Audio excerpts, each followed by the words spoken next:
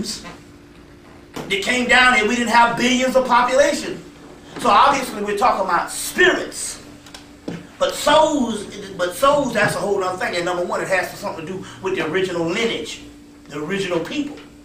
You see what I'm saying also too. It has something to do with that also. That's on that particular level, there's all the philosophy about it, but the white boy can't track that one bit. In his science like that, no. He can't track that one bit because it's so rare. Now we got it. You see what I'm saying? But and it's in the philosophy and all. But even in getting to that level, you see what I'm saying? Very few people get to that particular level in world history. Now the thing about the black people in the conscious right now, we're on the doggone threshold of it, because the simple fact here, it was prophesied that there would be these group of people that would come back in the last days, and those would be the ones that would establish Mayat and all that. So therefore, right now, you are this, and there's books out there saying you're more advanced than what you think you are. You see. So when you begin to become conscious, all right, I mean, it also happens with, okay, the healing of the body and what you start to think. Because, you know, I'm driving over here. You know, I was thinking, you know, about this, that, and the other. And then I thought about death. And then it was like, well, you know, not physical death. Then I thought about, well, you know, like when the vampires come. Yeah, right. You come, you know, the old self is dying. Yeah. And the new self comes out. So thought along with what? As well as another thing also, too. Because there's one I got to add up in there, because I know this is quintessential. Stop fearing physical death. Fall in love with death. Let me explain something. I'm going to go into this in the lecture too. I got these, the Spirit has always blessed me for the last 10 years. They give me these psychics, and they all got different levels. Most of the psychics you get, most regular psychics, those are mundane psychics. They're the ones that can get everything that's going on in your house with your husband and everything else. They can get all that. Then you got the kind of psychics that's on different levels. Then you got the ones on different levels, whereas they can get everything that's going on in certain realms. But it's hard for them to get the stuff that's not normal, the regular mundane stuff like that. So I done got psychics that got that went from cosmic ladder to each one, they get better and better and better. To the ones I got now are really, they so good until they even correspond with each other as far as bouncing off and stuff. One will get it on the West Coast, the other one will get the same thing. But this one that I met this one in July, because she's very young, she's 29 years old. She came to my lecture on her birthday from California. The next week, she called me from the Mexican pyramids. And I was like, man, you did the Mexican pyramids. I said, you need to do a ritual. So she did this ritual and she opened up. So now, she's on the realm. She was on the realm where we was just calling out all these dead people. You know.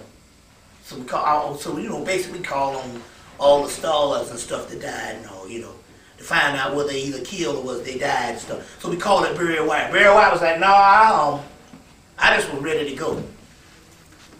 And stuff like that. And he said, and then he said, Luther want to go too. He said, but they got so many people with the prayer vision was pulling him down until he's still trapped. And so that's how good she is. We're pulling out all of what you call them. But it's interesting. Not one of them want to come back to this damn earth. You sitting around here scared to die, and when they get over there, they ain't none of them. All of them, I guess that's their greatest fear. Not one I met want to come back to this earth. You see what I'm saying? You know, not one I met. So that means, on the other hand, one of the real keys is also you got to get over this fear of dying and actually fall in love with death.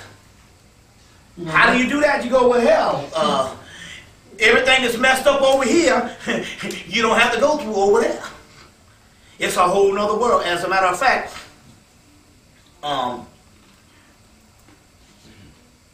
when we was contacting them in 2001, it was like a turmoil. It was fighting some war or something. Now, most of them are in a state of bliss and celebration They either be partying, they be resting, they be doing something to be on a whole nother level. So what I'm trying to say here is that world is now becoming the premier world. In this world, he is petering out. So on one aspect, it's a concept that you got to do. On one hand, you deal with your everyday function, but you got to give up. If at least not physically, you got to give up in your mind. You know what I'm saying? If you don't give up physically, because you don't want to just lay on the damn street out there and all, and But I'm saying you got to function. But then again, on the other hand, your mind has to, you know what I'm saying? So on one hand and all, you also, things that is so important to you, you got to give up as far as the things that irk you or the things you see or whatever the deal here is. You know what I'm saying? You gotta give up in the mind and all. So the first thing I did is I really don't care nothing about my family members no more. And my family members are all conscious, which is rare. You know, I got two brothers, one a year older than me, one a year younger than me, and they're conscious in their own thing, which is rare. You know, you be the one, most people be the one person in the family. Mm-hmm. But the point I'm trying to make here is, you the things that drive us every day, you got to start deleting that stuff. Well, it came to me like that was death. I mean, I had the same thought in my mind, and the only thing I could come up with is that death is life. There you go. The way I see it is that it's impossible for you to die unless you live. You must live. So death is like putting out the things, the physical things. That's because if you want to die, if you don't want to die, then you have to stop living. Yeah. So life is the material thing. Yeah. So you stop that and you're dead. So death is the ultimate. There you go. It's the crown jewel. The only way to get there. It's the crown jewel, and the only reason why you even, especially people who die, the only reason why they would even have some concern is the people over here grieving so much until it's tying them emotionally to this realm. But once they feel that, I'm telling you, nobody don't want to come back. This is what you call. And most of them don't even like to concern themselves on what's going on down here on the earth. So what is your reincarnation objective? I mean, what it sounds like, you won't find that out until you. Well, let's do it this way here, because you got to do two things, because there's over thousands of years and thousands of philosophy, but you got to go back to the source. All of the sources, when you go back to the original creation myths and the sources, because how you do it, if you want to get to the common denominator, is, and the white boy knows this and stuff here, they get PhDs in mythology. You see, you find the creation myths, and although they might vary in culture and they different language or whatever, when the theme is the same, then you know that that's the truth. More than anything, all of them say one thing, that we were entrapped down here. You go back early enough and stuff, man was nothing but the pre-existing worlds that existed before this creation. Those particular entities were overthrown and turned into humans. So the soul got trapped down in the spirit, with the spirit. It overthrown and had to go through this new eon of stuff. But it is higher than the eon that holds it captive and stuff. You see, and all of them talk about that so in so many words. That's why they say give up, because in actuality, let's put it this way: when you're a child, you see monsters, you see demons, you see all this kind of thing here. Why do you think they see those things when they're children and stuff like that? Because they've come from a realm. And the realm that they've come from, they just newly came from this realm, arrived from this realm. And the realm that they come from, that's how they actually look. You see, so they're having a glimpse of the soul. It's called a monstrous soul. So they're newly born, so they're remembering their stuff before they got more encased in this body and stuff like that and all. And before the surrounding, our terrain gets hold of us, and we end up accepting ourselves, and the ego is formed in puberty, and where you accept yourself as Bobby Hemmitt, PhD or whatever. You see, bus driver or whatever the deal is. So I accept and understand what you're talking about in terms of leaving this, leaving this incarnation, yeah, and it's ascending to a higher, more pleasant, blissful realm. Yeah. How do you correlate that with the prohibition that all cultures have of taking one's own life? If the next realm is the only reason why they did that was the process now, which is a good question, because what happened was, obviously, when you look at, for us to become trapped, there must have was some type of flaw in the first place, which caused the downfall. And although we became trapped in another state, that state itself is acting as a vehicle to change the process and the flow.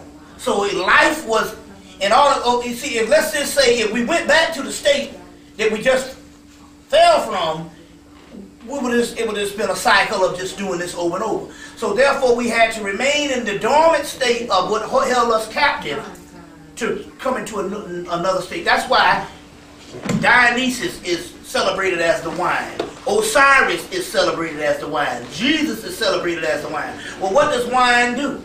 Wine is one state as a grape. Then it's a state as grape juice. Then it ferments into wine. So after that, it is never juice again. So therefore, well, how does it ferment? It's encased in something. And then after being encased and shut up into something, it ferments. So our bodies are containers for the soul to crystallize itself into a new entity. Because obviously the other realm, although we fell from it, and although it was higher than this lower realm, it would still have a flaw in it that needed to be grafted out, or otherwise it wouldn't have never failed.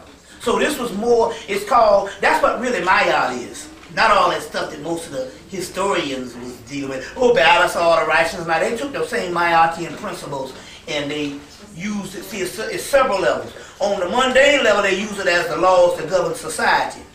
But when they talk about spirit Maya, that was talking about transmutation. It's called tikkun. They say that the creation process that we have is not really finished. It's a process of ongoing and a development. It was a child developing into an adult. Now we know it's an adult now because creation now is basically subsiding. I'll give you an example.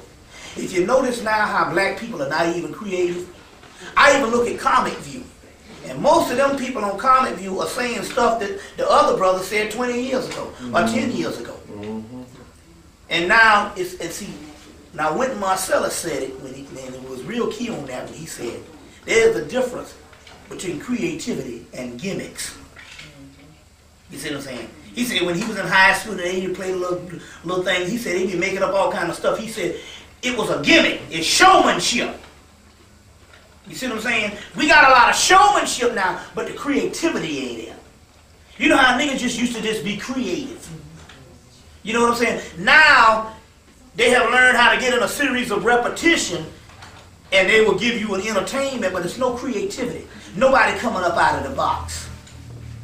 So, you only get a few of them that'll come up, you go, man, that was original.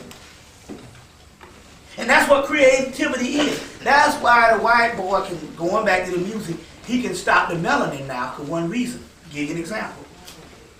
98% of what rap music, let's face it, that is the biggest phenomenon now. That's what your kids listening to. Most of it is done through samples. It is something that was created in the 70s, the 80s, the 70s, the 60s, or whatever.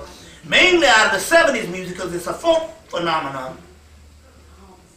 And they sample it. Music is called the muse, and muse is increments of chaos. One thing about chaos, which is the triple blackness of space, that's what melanin is chaos. One thing about chaos is it has to change. Change is supreme. So the muse has to change to express itself. That's why they say, well, black people created the blues, but the people that don't listen to the blues is black people. Black people create, we would always create this music, and then the white people would be using the stuff, and they'd be more into it than us. We'd be into something new. So they studied it, they say the muse always has to change. They say, now these people, they got a progression going with the different types of music from the 70s and even the 80s. They said, we got to step in here and we got to make sure that whatever their music they going, it can't be from the creative level. It has to be samples from the past. That's how you stop the muse. So it's not healing because it's not bringing anything new from the inner realms. It's stuff that's cut up and synthesized from stuff that it was created before. Once it is created, it is no longer active anymore. Now, you can create a vulgar music and it can be active in a cycle. But once that cycle is gone, the energy is gone. That's when what's the name said, well, they was mad at Miles. When Miles went to the doggone fusion, Miles said, man, that other shit is dead. And he was right. Because right after he did the fusion, that thing died. And guess what? Modern, just like Jimi Hendrix, modern jazz, before it was turned into this smooth jazz stuff, I'm talking about the 70s stuff. The fusion, that was started by Miles Davis. He was the first one to do it with Bitches Brew. And so, but even that, they had to change that. That's when they went to the smooth jazz, because you couldn't even, from the smooth jazz, because even you get a group like Weather Report, integrated band, it's on a whole other level compared to this new junk they got now. Crap! You see what I'm saying and all. But that's repetition. So a Gerald Albright is right. Even Grover Washington Jr. in the 70s, not before he got, but before Wine Light, when he started commercializing. I'm talking about Mr. Magic and stuff like that. That, you see what I'm saying? That is the muse. Gerald Albright and them is just doing the same stuff. Instrumental. That's right. They just take that's called instrumental R&B. Right. You see, so they are able to fashion this stuff where there's no creativity in it, and there's no creativity in people. You know what I'm saying? No create. You can almost direct what they're gonna do now. As I take for instance the people down the street. These people been living down the street, two houses up from me from a year. The spirit beats like, speak to them because that's your culture. Because I'm from down south, so I always wave. And when I first wave, it throw them off. They're like, what the fuck are they waving? They be like that. then they be waiting for the wave. Because because even though this is Atlanta, it's still a big city now, and they don't wave. So I wave at everybody. They be like, they shocked at first. The hell am I, that nigga crazy or something? Then they realize, then they be like, hey. So I would wave to all of them. But not this, but last Saturday, the people three doors down had a little yard sale. So they had a phone, a cordless phone, $65. I bought it. And then they said, I got this brand new sewing machine, the case cracked, but I want $20 for it. So I went home and called his sister, because she got her 2 children and starting sewing classes, and 2 teenagers and stuff. So she said, yeah, get it. So she said, so they won't wear out mine, they'll have 2. So I got that. And we had a correspondent, we start corresponding. I already know that the Spirit done told me that these people are different now than what it was. And you can't, and I'm being social, so here it comes. She just talked to me for the first time on Saturday. We had a conversation. On Monday, she coming down want to borrow $5. Now, first of all, that might not seem like much, but I'm looking at this thing here because it really wasn't nothing. I said I had 4 ones in my pocket. I gave her the 4 ones. She said I'll give it back to you tomorrow morning. But I'm looking at this saying, there's something different in a person. You don't go and, you just meet this person on Saturday. How you gonna borrow money? How you gonna go and borrow? You got $5? Yeah, right. So it wasn't the money, it was the thing. I'm looking at this type thing saying, Yeah. you got to get to know me a little better. Right. You know what I'm saying? Right. And so it was the principle, and I'm saying, there's something that's changed in the dead people, what we call. Whereas there ain't no creativity, I'm like, there would be, even when we talk about manners, the manners that white people got, they got from us. Because remember now, what manners they got out of Europe when they got their manners, and what manners we learned from them, most of the stuff we learned was some stuff carried over from slavery, carried over from Africa. But what little national manners that's the cornerstone of civilization, they got from the Moors. That's where you get the word morals, moray, and stuff all come from the Moors. So, the key here is, those manners that we used to have, although we didn't have the culture no more, that was the leftover cornerstone of what we were when we were running stuff, those manners. You see what I'm saying? So, you got children now that have no... I'm walking down the street the other day, and there was two little children like this that looked like they were 3 or 4. And there was one little boy that was like 6. And the 2 little kids was coming, and they all passed by me, and the one 6-year-old told them to say excuse me, and I like to die. I said, man, you know, that's some stuff in my era. When you see a grown person, you say excuse passing. Anytime you come in front and all you, they say, you know, and children, they say excuse me. This little boy was 6 years old. Now somebody taught to teach him that, and he was teaching these 2 little kids. But most of them don't even, the manners thing, they don't even have manners no more, period. That's all gone. So therefore, when we talk about some stuff where people turning savage, the cohesiveness of this stuff that was in Africa, we didn't have much, but we did have the mannerable part. That's all go out. So therefore, you know what I'm saying? And all that type of stuff was what made us creative people. You see, the creativity is gone now. So on one hand, that also means that although the creativity is gone, it also means that in actuality that it's not needed now, because we're at the right time to go to another stage, and this thing is totally deteriorated and stuff like it's totally deteriorated. You see, so on one hand, it's a couple of things that's actually going on. You see what I'm saying? Like, these people are in their 40s, so I'm looking at this thing here saying that this has got to be the people that came and borrowed the $5. You know what I'm saying? And I gave them the $5 and stuff, and I wasn't tripping on the money, because I don't trip on the money. The Spirit made me stop and say, oh, these people only spoke to you for the first time Saturday. You know what I'm saying? There's a certain protocol. It's a certain protocol. You don't come and borrow no money from down the street from a people that you just meet. The nigga used to say, you know, you don't know me well enough to do that. You don't know me well enough. That's what we used to say. Exactly. You don't know me well enough to do this. Well, it was the same thing. I'm thinking like, you don't know me well enough to borrow no damn $5. But it's like, there was no shame. It was almost like it's some type of animal type thing, man.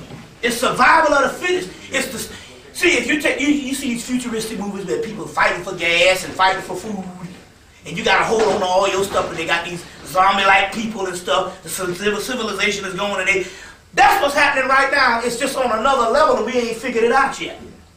You see what I'm saying? Why is it that every single person is out for self?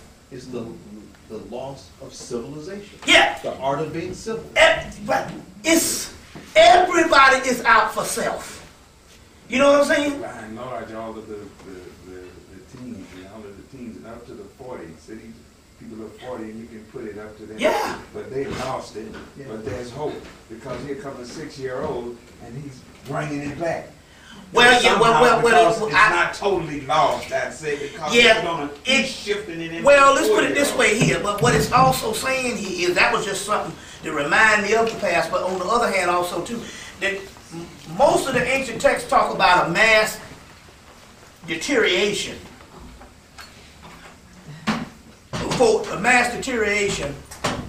Before this thing goes to this other level.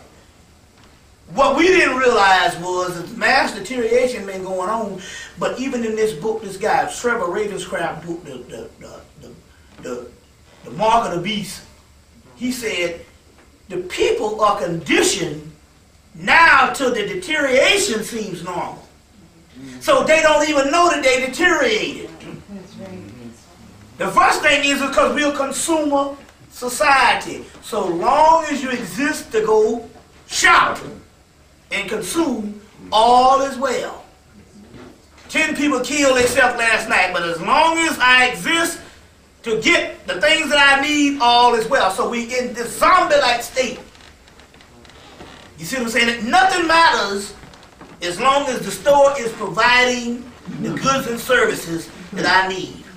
Or, this the other part too, which is the savage thing. Nothing matters not unless I can survive, as long as I got some heat on, some lights on, gas and water. So what this is saying is the white boy has taken what's supposed to be natural to the earth, and everybody's supposed to have food, clothing, and shelter, and you gotta pay for it. So as a result, it got you on a zombie-like state. Even if you don't shop, you worried about your electricity. But doesn't that also keep us in the illusion that everything is okay? Yeah, that's what I'm saying. It's the same Everything thing. is fine while everything is really falling down around Everything us. is really falling down around us. And stuff is deteriorating every day. You used to drink water out of a well or stop at a nice cool brook and Yeah. scoop my hand up. And now we got bottom. I take for instance, and somebody was telling me about I was in one city and they was talking about how it was in Kansas, and they was talking about how they had this stream. It was all this running water. You could go down there and get all your buckets and stuff, and all of a sudden, the city dammed it up. You see what I'm saying? You know what that's for? Consumer purposes. You see what I'm saying? And all. You know, and which leads me to this. Once I say I'm going down to get some spring water, I'm like, oh man, that spring water is nasty. I like to steal. No, but it's interesting. She brought back 3-4 gallons of spring water. I said, well, I'll drink it when I run out of the still. I started drinking that stuff and it tastes awesome. So obviously the spring water is something different, because the real spring water, it's got the sulfur in it and stuff, and it tastes something totally different than the stuff that we getting out of the supermarket. That brings to mind something. When you were here the last time, you spoke on an entity that was coming back through water. Yeah. And you also talked about the importance of Iraq. Since that time, I've recognized also that Iraq has the most water of any quote-unquote Middle East country. It has more than Jordan, more than Syria, more than Egypt, more than, so it has the most.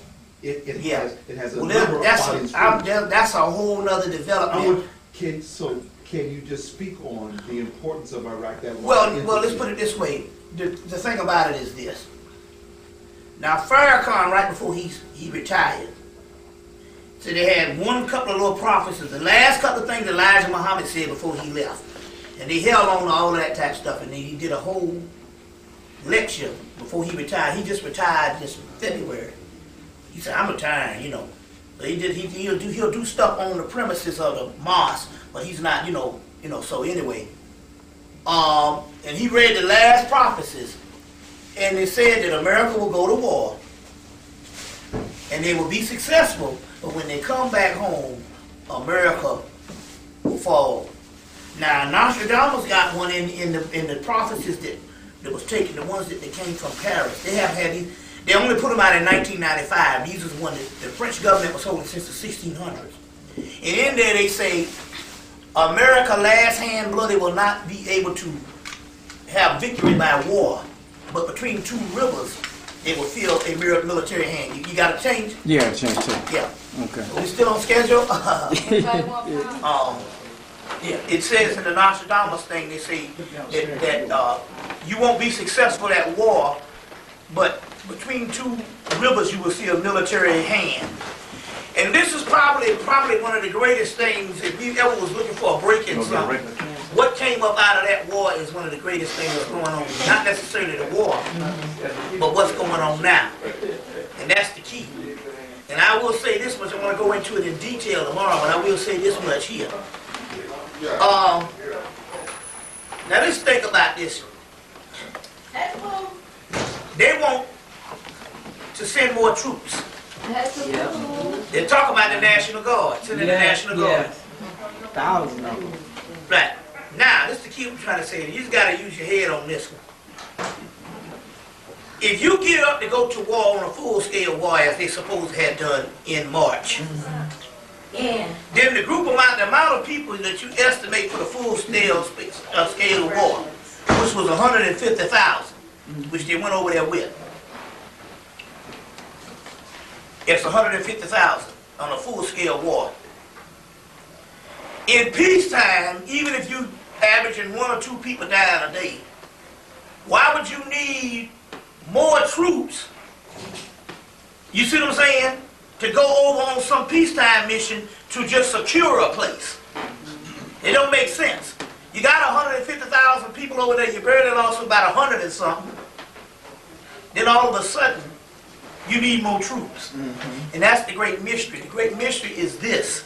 It ain't got nothing to do with no social unrest. It ain't got nothing to do with none of that stuff. They went over there and they got into something they can't get their hands out of. I will say this much. There's 700 to 900 troops dying a week over there. From disease. I believe it. From disease? From disease. And it ain't coming from chemical warfare. Oh. The ancient people and the people of that land had known about some stuff. They call it Kamsin. The Egyptians knew about it. The white man just didn't believe in it.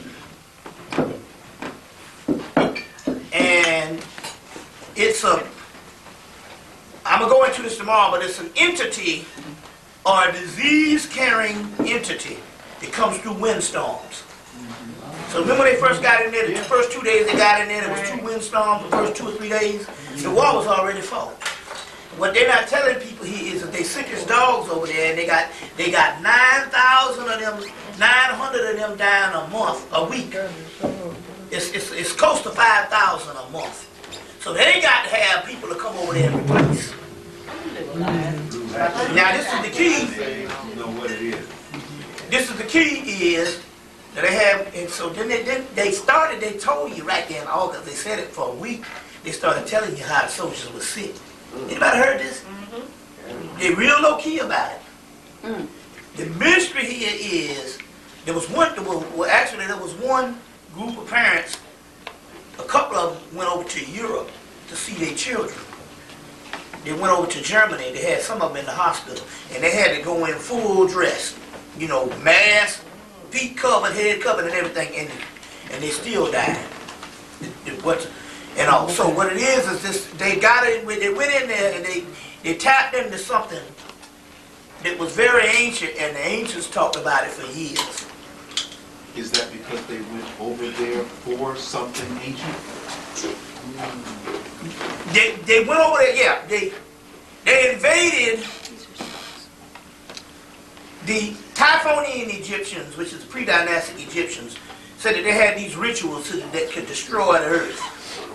But a lot of that was destroyed by the Ammonites, which is the incoming invasion of the dynasty. Also, but the Typhonian Egyptians later traveled, the land where you talk about Iraq and Iran and all that is nothing but pre-dynastic Egyptian that went on up into that particular land and stuff like that. So the government said, well, if they had these particular rituals that could destroy the earth, maybe they could have some stuff that can save them.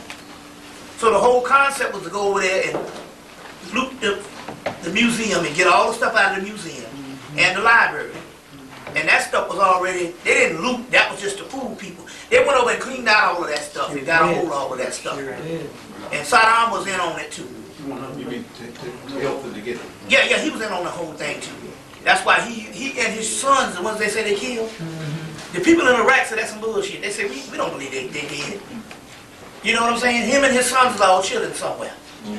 The key here is, but when they went over there, they didn't realize was they got into this stuff called Kamsin.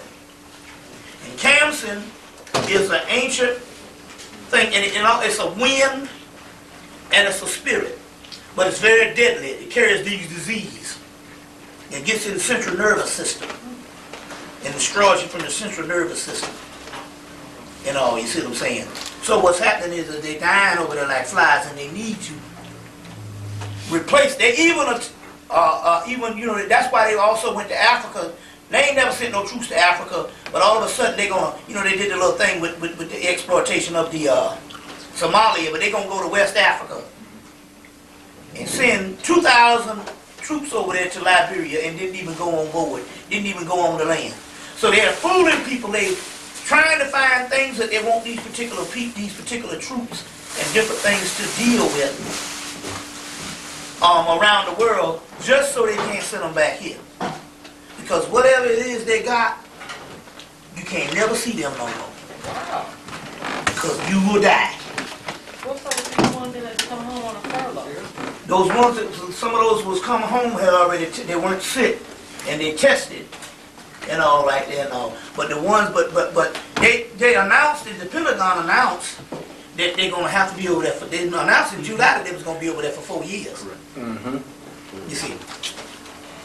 You know, then the people started squirming and hollering, and they said, okay, they're going to be over for 18 months. They fooling people, they can't bring them home. They done got into some stuff. But what about the young female soldier? They had her isolated. Oh, yeah. That was all fake. She didn't even remember none of that stuff. You know what I'm saying? Like she said, she don't know to this day what happened. They made her national hero and she ain't did nothing. You mean the white part? You mean the white girl? Yeah, the white the girl? young one. Yeah, movie, white she girl. got a movie coming out. Yeah, she didn't do nothing. Movie coming Yeah, they got a movie. Isolation. You know. Yeah. Yeah, you see, so. You know, so I'm trying to say that whole thing is, but the whole thing is, you got to get the movie Simone. The movie Simone with Robert De Niro, not Robert De Niro, Al Pacino. It was interesting, they put that movie out last year of how they made a whole movie star out of this computer-generated thing. And although the movie, in so many words, when you see the movie, they show that he made this movie star out of computer-generated image, and it was so real and stuff like that and all until he wanted to expose it or kill it. The American public said, no way. And they were going to lock him up. You see what I'm saying? So that's what the movie's trying to tell you, how they can fake all this stuff. And what you thinking on one hand is one thing.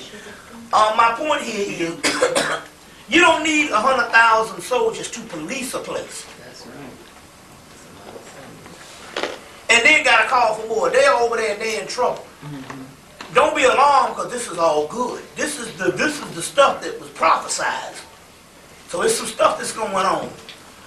There's some stuff that's going down. I mean, they're gonna vote. They're gonna show you how sick America is, because they said that, you know, because homeboy gonna win the election. Schwarzenegger. Schwarzenegger. Yeah. German. Bush coming back to me. Like Hitler, yeah, he made that comment. They gonna put that Nazi in there? Now I'm gonna show you something. I You wouldn't know what trust now? Nazi to say Now I'm gonna show you something about mind control. no. I'm gonna tell you something about mind control right here. And this is the best aspect of mind control. Do you think that anybody to get in that chair would make a difference for you to even make the reaction you just made about Bush? It doesn't matter. No. You see what I'm saying? Like as like Bush is making decisions. He ain't making You know what I'm nothing. saying? He's just the president. Bush to me is one of the best presidents we had, because he getting it done. Bringing on this doggone Holocaust. I'm gonna put a picture up his ass. I've been sitting around for 10 years and nothing. Niggas going to sleep. Bush bringing it on. He is. He making fools out of these white folks. This man send these people to war, don't come back with a bullet. Didn't even come back with a damn bullet. And then ask for $87 billion, and them crackers gonna give it to him. They're showing you the savagery, you know, of how they can doggone. You're seeing the manifestation of mind control. You seeing it around, and Bush ain't got nothing to do with it. You see what I'm saying? Bush happy because he got his girlfriend up in there who he's fucking. Who? What's her name? That's his woman. Condoleezza Rice is his woman. Remember that Bush was in a crack house. This is What? Bush was really crack. and that's why when they tried to point the finger at her, he got them off of them right White men off. have always used Right. Oh, yeah. You see, You know what she? Condoleezza Rice, when they tried to point it out, National security advisor. She's a national security advisor. she was like, you know, he was like, y'all should be happy this woman is even working for y'all. But she's no slow leak. This woman has a ship named after her. She's a Russian scholar. Right. Yeah. And she's an all woman. Right. And stuff like that. And she's the one that's actually running the White House. Because even if you got an idiot on board, if you got the mass people, the secret society who actually run it, they still got to have somebody competent in there. And that's what her job is. He's just a showpiece. She's the one that's running her, Colin Powell, and Kofi Annan in them is doing, you see what I'm saying? So they got a whole black front. That's all the problem. Black folks is running. Kofi Annan is Oh man, yeah, he works for the UN. Do you know where the UN started from? The Berlin Conference, where they tore up Africa. The UN is not a virtuous, what you call it? The UN is there for world control. Why the hell you thinking the building is in New York? In the story. You know, it's not as if the UN is, you know, Malcolm made that mistake. Thinking that the UN had anything to do with freedom. So this, It couldn't have existed that long under tyranny It's the New World Order. so if it this, was something that's legitimate. this animosity of America and the UN, Oh, it's that's the shell game. It's, yeah, how else? Some things look too easy that people start to think it. But you get the people into the scandal and the argument, and that's how you can distract them. You see? You see what I'm saying? Now, whether you like it or not, this is a Christian country. And Christians let America go into the Tigris and the Euphrates, which is supposed to be their Garden of Eden, if you're a Christian. And don't flinch, they fighting over there. You know, certain things is sacred. You understand what I'm saying? You see, they let them go into the only thing that they got claimed to the Garden of Eden. We know that every civilization got a holy land. The Native Americans, most of them on the East Coast, said that their Garden of Eden is Montauk, Long Island.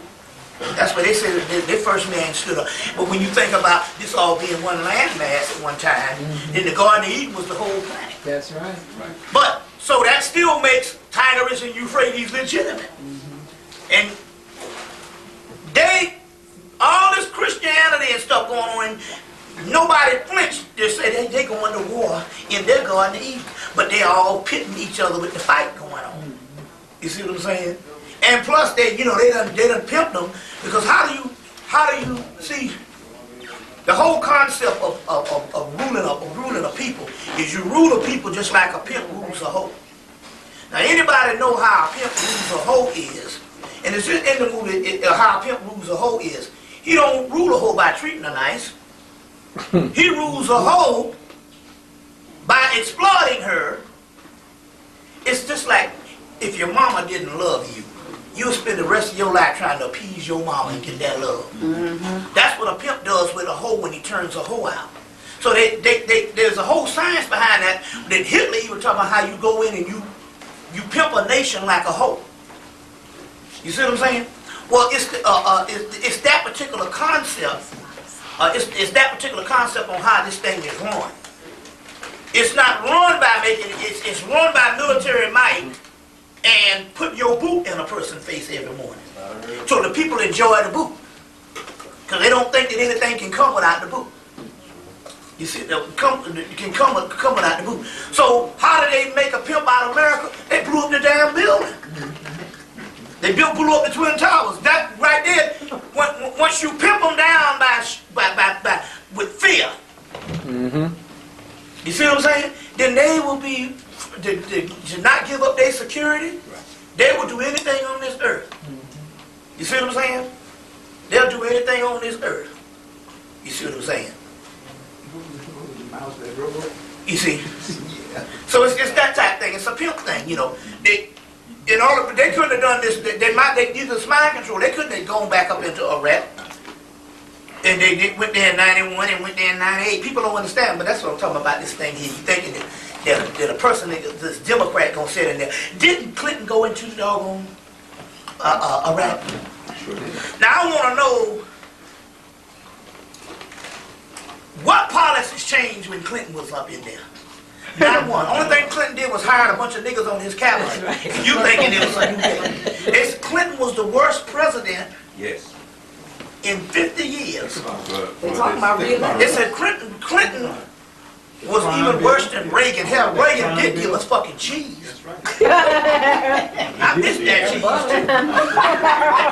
There are more prisons than anybody? Let's put it this way. Every single entitlement program that black people gained in the 30 years was all overruled under Clinton. It wasn't Bush. When Bush got in, Bush had to stop certain things. He said, because if these things, what's the name? What happened was that Clinton had some stuff that was so devastating to black people. So when Bush got in, he said, I have to veto these things because the people are going to think of me as a villain because they're going to come to fruition on my watch. That's how devastating that cracker was. You see what I'm saying? So the whole concept, see, that's mind control to think that another party makes a difference. No, it don't. You know what I'm saying? Both the same. You know, hell, Bush put the black woman in the White House.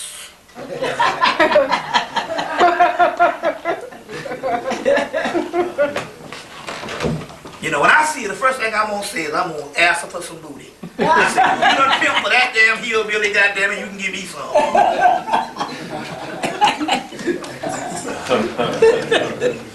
But that's a whole science going on there with that whole Congolese rice thing. There's more to it than that. It's a whole metaphysical thing going on too. And all like that. About the white male and the black female? That too, the white male, but it's also on the spirit realm when it's like the art of war when you retreat of how you, what Elijah Muhammad used to say, they're going to give you their woman and treat you a certain way so when our God come to kill them, kill you too. So when they know that the gig is up, the first thing you do here is you put these figures in the highest positions. You see what I'm saying? Highest position. You see what I'm saying? She's running the White House. You see what I'm saying? She's following orders, but she's not following his orders. She's following the orders of the people who got them there. Just remember now, to let you know, so to let you know that this is all a script. It's just a script. There's a movie called Deterrence.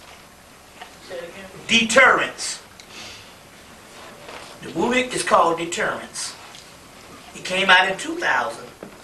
It was made in 1999. Now listen to me. The movie came out in 2000.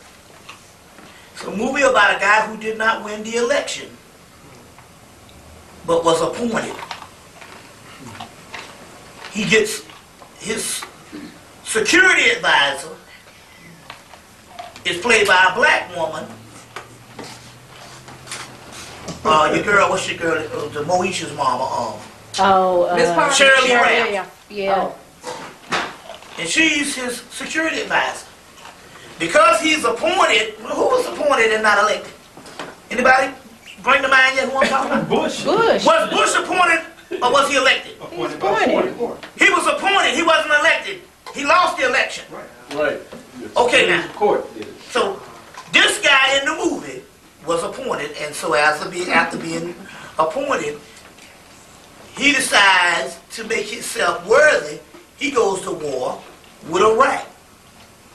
And he wants to go to war with Saddam Hussein's son. Wasn't Saddam Hussein's son in this last one? The son showed up in this last war. So they drop a bomb on Saddam Hussein's son. He wants to go to war because he lost the election, but he was appointed. Meanwhile, France in the movie opposes him. Do you understand what I'm just telling you? Who the fuck opposed Iraq? France opposed them, and then they come to find out that a lot of the weapons it was doing was made by France.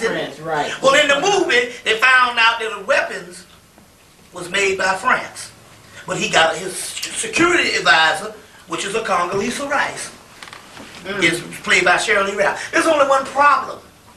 The movie was made a year before 2000, and it came out in 2000. Hell, they didn't even elect his ass until late 2000. He didn't even become the president. until 2001, and he didn't even doggone get Condoleezza Rice until February. So what is that telling you? How could there be something that you just played out, the Iraq War, Condoleezza Rice, France opposing thing, in 1999? Do you understand that all this shit is a script? That's why you shouldn't even follow no news. That's right. That is mind control. Yep. I turn it off every time they come out talk about Iraq. Turn it off. I do. I don't even know. You see the concept here? I don't listen to it. They script this stuff. They script this stuff years before. They plan it down to the T years before. Yes. It's all an illusion. That's why I say get the movie Simone. It's all an illusion. None of that stuff exists. You see what I'm saying? It's all lies. Now here's a movie that just came out that said everything that went down, but it came out, they made the movie a year before 2000. A year before he got elected. You see what I'm saying? A year before he, damn near 2 years before, well, a year and some months before he even had your girl up in there. And 2 years before they had the damn war that France opposes. Right.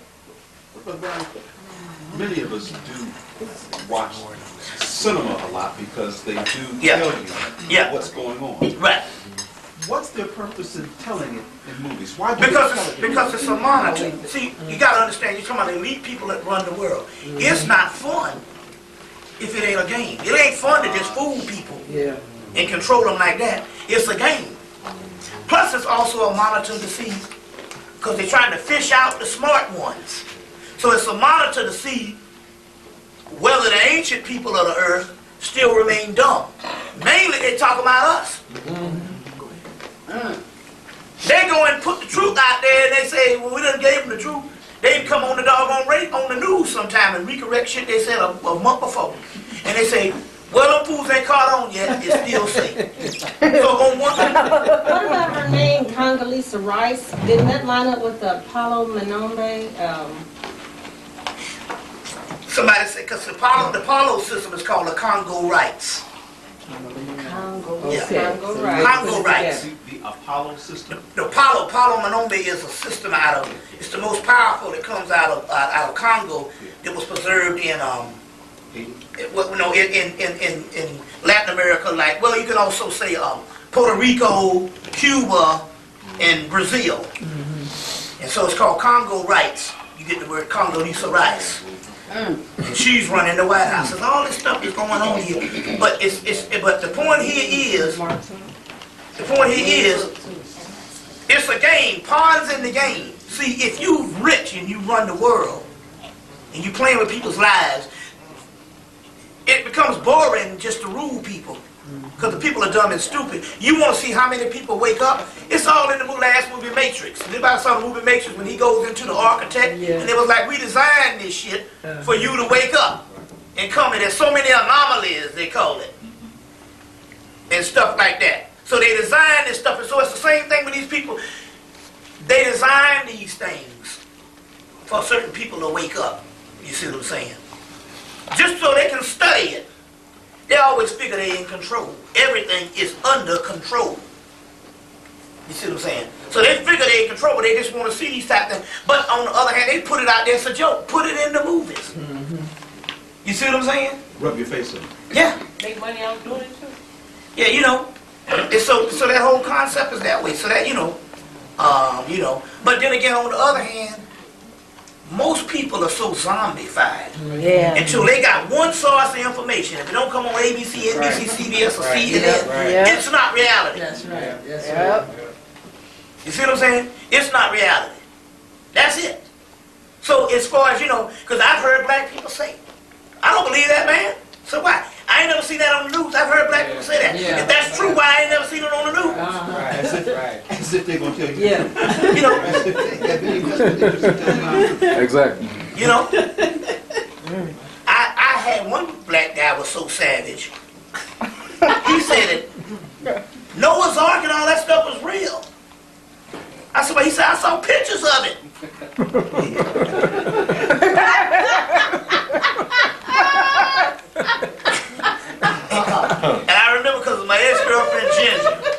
in her early 20s. She said, those are paintings. It's true, this nigga was in college. I saw pictures of the Noah's Ark. She said, do you understand those are paintings? But he was so indoctrinated till he thought that a painting was real. It was a photograph, yeah. Was a photograph. I mean, that's questionable, but a painting? You know? This nigga was at Georgia State. I said, man, we need to take you out in the field and shoot your ass. You useless eater, you wasting air. We need to take you out in the damn field and shoot your ass, man.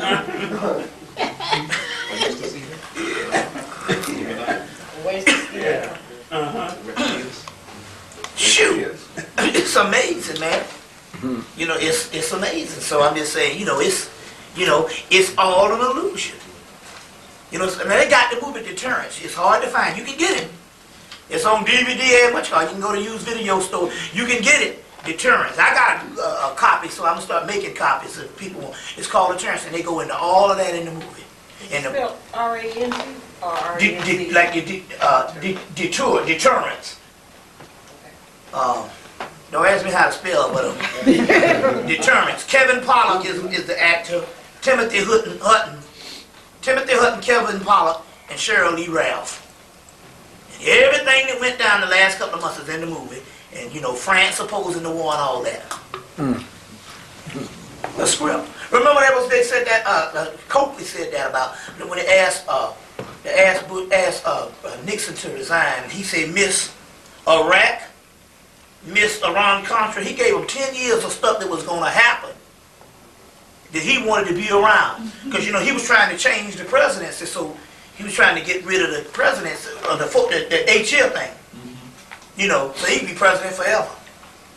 You see, like that. He said, I missed all of that. You see what I'm saying? So, yeah, it's all, it's all a part of mind control. I mean, it's all a part of mind control. Everything is. Even down to the Kobe Bryant thing. Now, first of all, you got to realize this particular part. People don't understand. Next June will be the 10-year anniversary of Nicole Simpson dying. Now, white people never forgot that. They just can't forget. They can't let it go. No, they can't. You see what I'm saying? These are new OJ. Yeah. So they know that this is the trial. That's preliminaries in October. The trial is going to spill over right in the same time frame of the OJ thing. You see what I'm saying? But you got to understand, they do things on cycle. 10 years ago, there was another scandal in the basketball world. Michael Jordan's father gets killed. Yeah. Yeah. And he retires and all of what you call that thing here, all that stuff went down, you see. And that was a conspiracy. And the other boy gets AIDS, so he's out of the blood. AIDS, and he gets AIDS now. He comes back now, and the fattest motherfucking AIDS patient, like he swallowed a damn basketball with his big ass head. You see, just fooling people. It's just fooling people. So all of that stuff, the Kobe Bryant stuff, all of that. I mean, but it's also mind control. I mean, Kobe Bryant is an idiot. Yeah. I mean, I'm not even gonna burn no energy and stuff. I don't care if they put straight electricity to that nigga. You gonna buy a white girl a $4 million ring after it's begging and all that. And I hope she's a smart white girl. Well, she'll be the dumbest one ever to stay with him after this nigga admitted that he had adultery. In California, she can get half his shit. They'll be his wife. Man, shoot. But all of that type of stuff, But that's mind control. Got the people into the Kobe thing, huh? Ask you about that young GI. It's supposed to be Muslim that set off, that threw that grenade. That's right. Illusion. I think it could. I think it could have been in spirits. And I'm gonna go into all that tomorrow. There's a whole lot of stuff out there, But see, what it is you got to realize this type of thing also too. The white man want you to always think that what's in your text was done by a primitive people that didn't know what time it was. You see what I'm saying? Now over there they say they got spirits, demons and all that cause disease and do all this stuff and make you go crazy and all this. And the Egyptians talk about it and all. So the whole concept here is the ancient man is somewhat stupid. And you got to rely on modern science. And modern science ain't nothing. Don't you know that 90% of this stuff is trial and error in modern science? They be making mistakes every day, and they learn about this stuff. It's a guinea pig, and they make you think in actuality that they know what they're doing. You see what I'm saying? You see, they make you think that kind of stuff here. They don't. They are just as much in the dark in modern science as anything. You see what I'm saying? They and you know they can't really do nothing. You see what I'm saying, on that particular level. So, but they want you to think that the ancient people, so when you say technology, you automatically think that technology is synonymous to modern technology. So the people back here, they make you think that in actuality, although no matter how great the Egyptians or how great the Africans or how great anybody are, they are a pale reflection compared to what is going on now when it's backwards. They didn't have the kind of stuff that you need because they didn't need the kind of things you need. You see what I'm saying? You ever see the movie Doom? They got a thing called a Cusack's Hatterack. Cusack's Hatterack is a person can be in 3 or more places at one time. Well, in the super teachers in their manual, they got a being called a Cusack's Hatterack, which means in actuality, they've proven in the text that you could travel, you can be in Egypt 1 minute and in Tennessee the next. You didn't need no airplane. Right. You see what I'm saying? You could be in Egypt 1 minute and Tennessee the next. Would you say that the technology of the ancient people was their magic? All there is magic. That's the highest form of knowledge and technology.